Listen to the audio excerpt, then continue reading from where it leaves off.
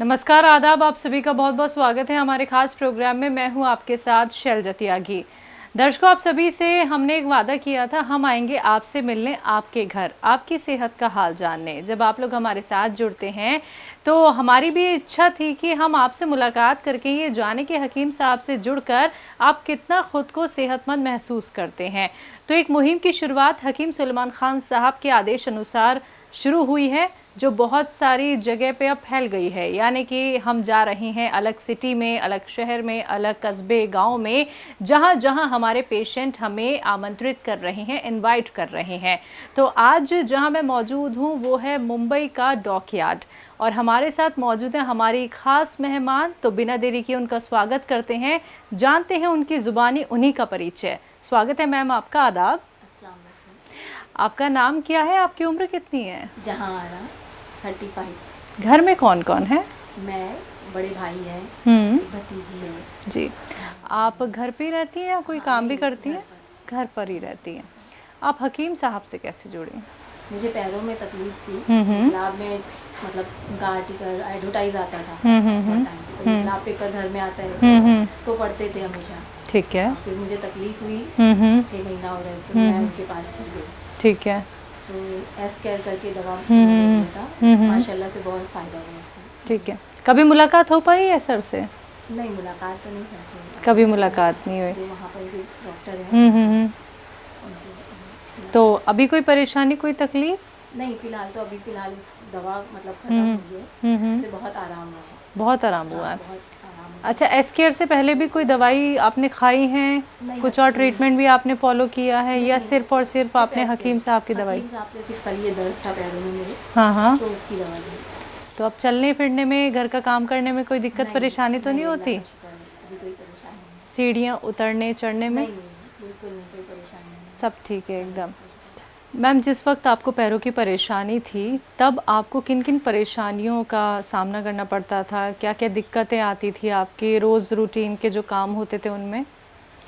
मुझे हाथों में भी दर्द था। हाँ। तो काम करते वक्त ऐसी मुट्ठियाँ नहीं बंद होती। हाँ। और नमाज़ पढ़ते वक्त ये उंगलियों में दर्द था। हाँ। बैठ गया थोड़ी देर तो उठकर फिर फ़ौरन चल नहीं पाते थे, नहीं पैर चल लड़खड़ाते पाते। थे। हाँ हाँ हाँ। फिर थोड़ा 2-4 स्टेप चलने के बाद ही मुझे आराम मिलता था। ठीक है। उसके बाद बहुत ज़्यादा तकलीफ़ हो गई थी। तो अभी सब हाँ, ठीक अल्लाह है का ना? शुक्र है, अभी ठीक है। आराम है। एस केयर का इस्तेमाल आपने जब किया तो कितने दिनों में आपको असर दिखना शुरू हुआ? मुझे कम से कम महीना भर लगा उसका असर होने में, क्योंकि मुझे तकलीफ हो गई थी। टाइफाइड के बाद मुझे जोड़ों में बहुत हाँ ज़्यादा हाँ तकलीफ हाँ हो गई। हाँ। तो डॉक्टर के पास गई तो डॉक्टर ने कहा कि नहीं, ये चलेगा 2 महीना, 4 महीना, 6 हाँ, महीने हाँ, में तकलीफ हाँ। जाएगी, मगर बहुत ज़्यादा तकलीफ हो गई थी। तो फिर हकीम साहब के पास गई तो मुझे महीना भर लगा।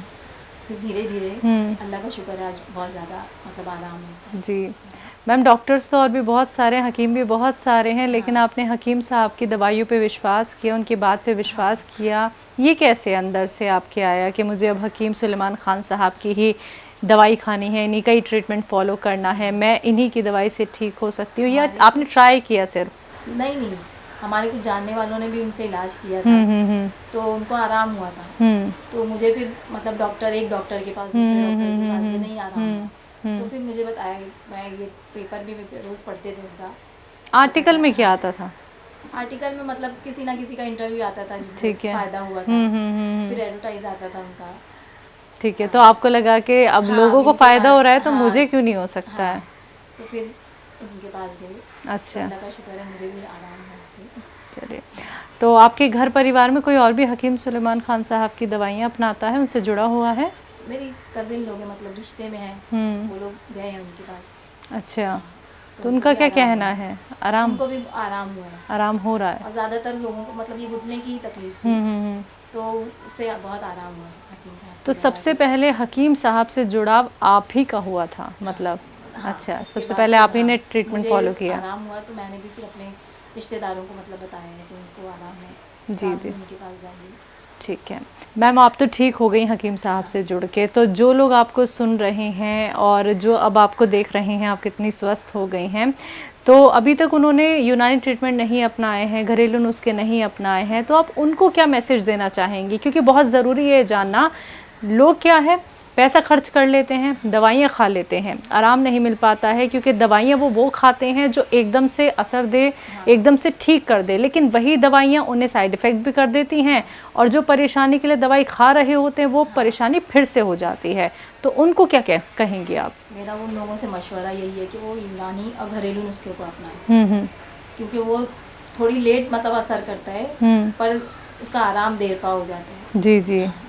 तो इसीलिए डॉक्टर के बेहतर है कि आप घरेलू और यूनानी दवाओं का इस्तेमाल करें। जी, हकीम साहब एहतियात बताते हैं, हकीम साहब नुस्खे घरेलू बताते हैं, यूनानी ट्रीटमेंट बताते हैं।